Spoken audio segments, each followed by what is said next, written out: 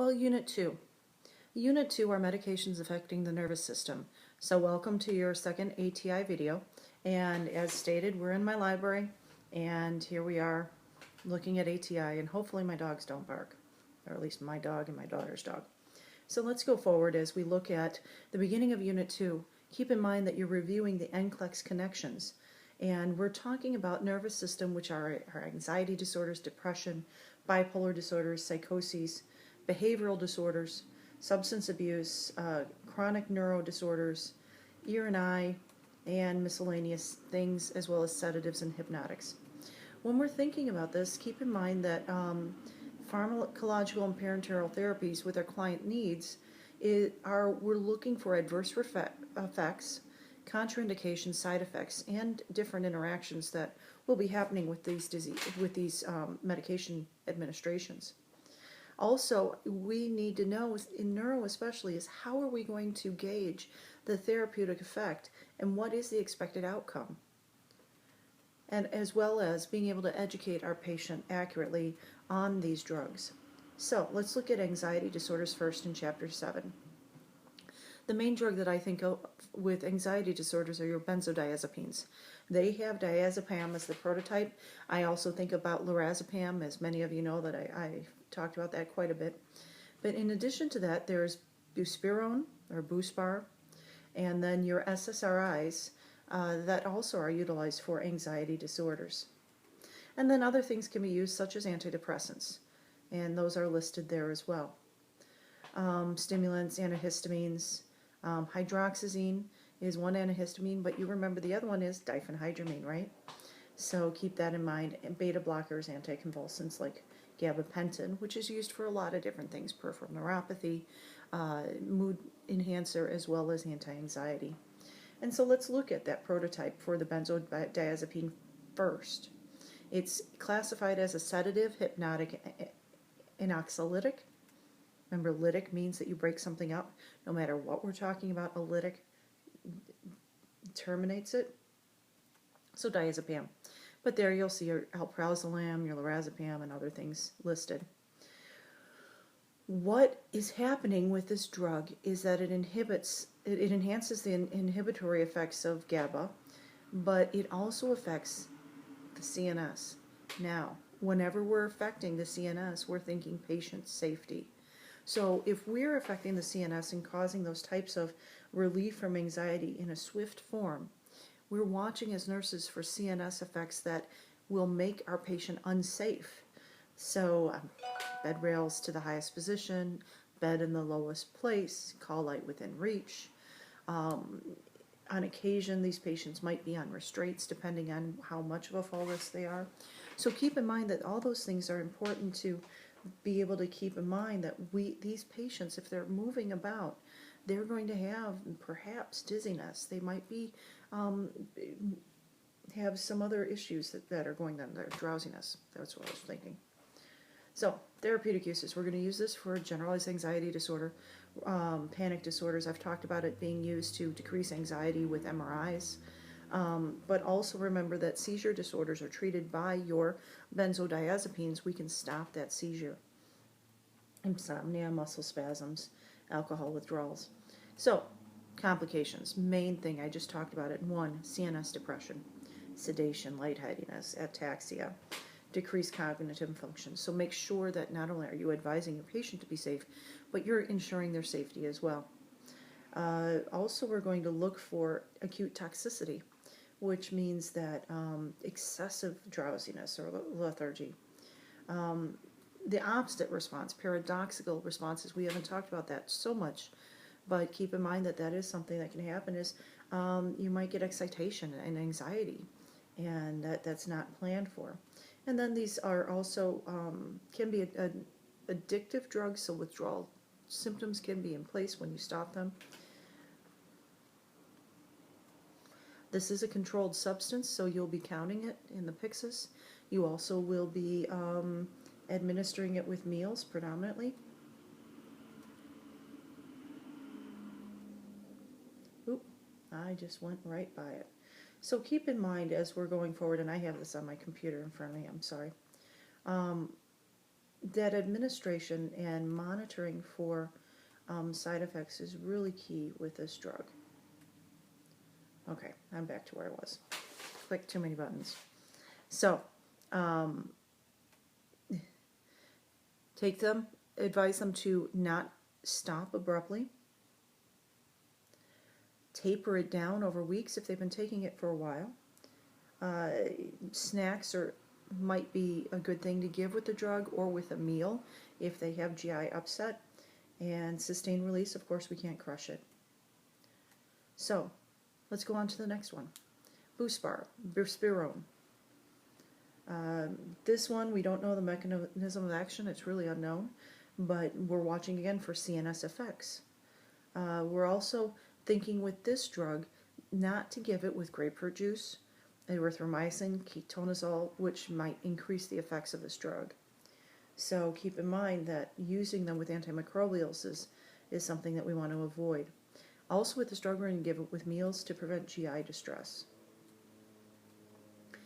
Next one, Ssri, Selective Serotonin Reuptake Inhibitors. You have your paroxetine, which is there, sertraline, escitalopram, fluoxetine. You might recognize all those brand names. And so we're going to look at this drug to really decrease anxiety over time. It's going to take a couple weeks for this drug to start working. And so patient support, patient education is extremely important for this medication. We're going to look for the complications that can be there. Early adverse effects include nausea, diaphoresis, tremor, fatigue, but also make sure that they know after the 5 or 6 weeks they might have impotence, sexual dysfunctions, weight gain, GI bleeds, hyponatremia, serotonin syndrome, which is that agitation or confusion, bruxism, grinding of teeth, and then withdrawals can also happen as well. So, when we're looking at these anxiety disorders and the drugs that are with them, take the application exercises at the end of Chapter 7 in order to ensure that you understand the concepts that are being presented. Chapter 8, Depression. With depression, it's a mood affective disorder. And keep in mind that any of these drugs that are being utilized for depression, these patients need to be advised that symptom relief can take 1 to 3 weeks or months before the drug becomes therapeutic to be able to give symptom relief. So we're looking for them, and remember that suicide assessment is extremely important, not only at the beginning, but a few weeks in, because now the patient doesn't feel not depressed, but they have energy enough in order to maybe follow through on suicidal ideations. So, tricyclic antidepressants is first, amitriptyline. A couple others are there, but amitriptyline is there. Orthostatic hypotension is a number one side effect with that one. And we're going to be looking for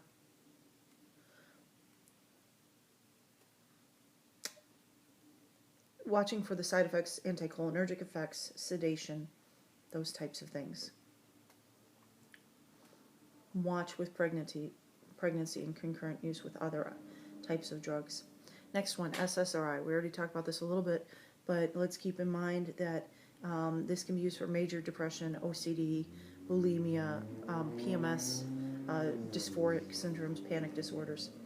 And so sexual dysfunction is a number one thing with this one as well. A CNS stimulation, inability to sleep, weight loss early, but then later on people do experience weight gain with this drug, which I know you've heard about in class. And then serotonin syndrome is a risk. Okay, to continue, MAOIs.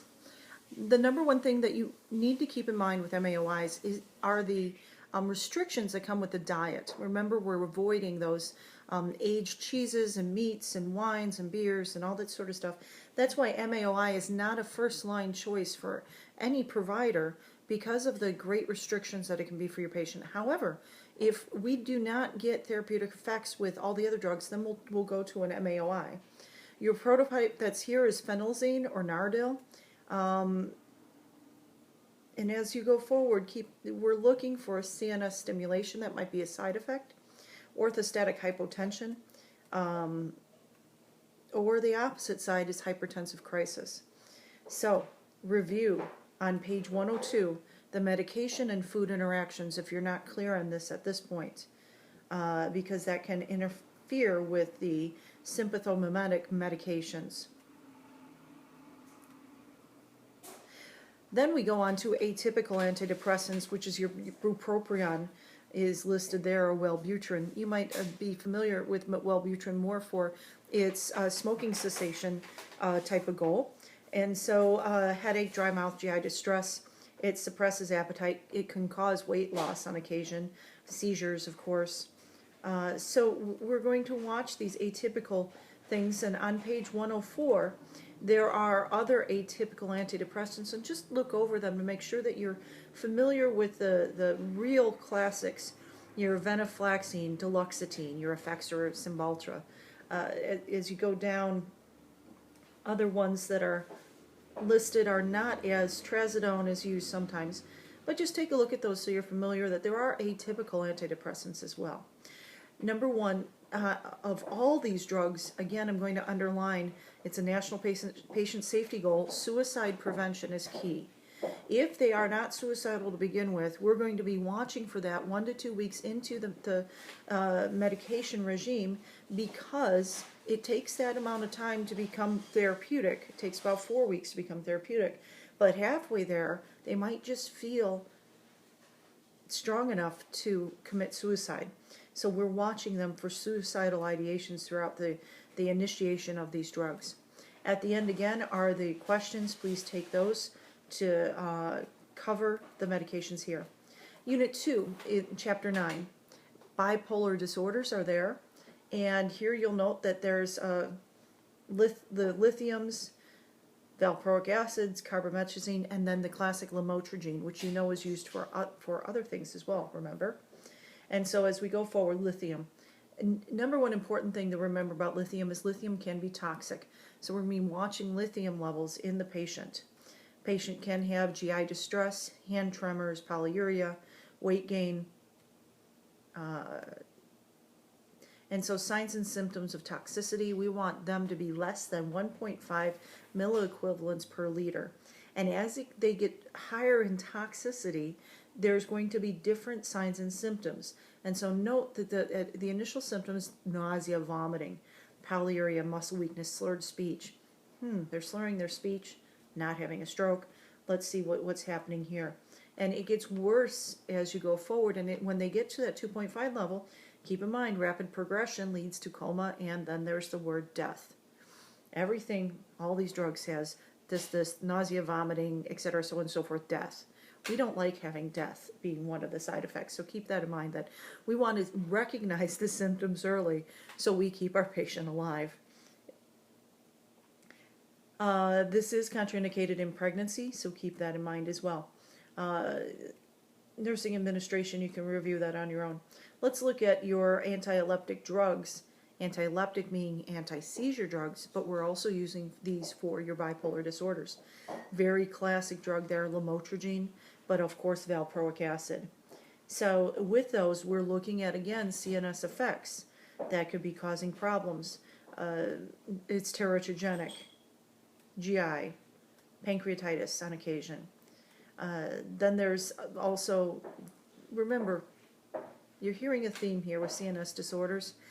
If there's ever an effect on CNS, we're worried about the patient's safety. Safety, safety, safety. So outcomes we want is relief of manic symptoms and their depressive symptoms. We want them to have a stable mood. And from there, we want them to be able to have improved quality of life. At the end, please do the application exercises for Chapter 9.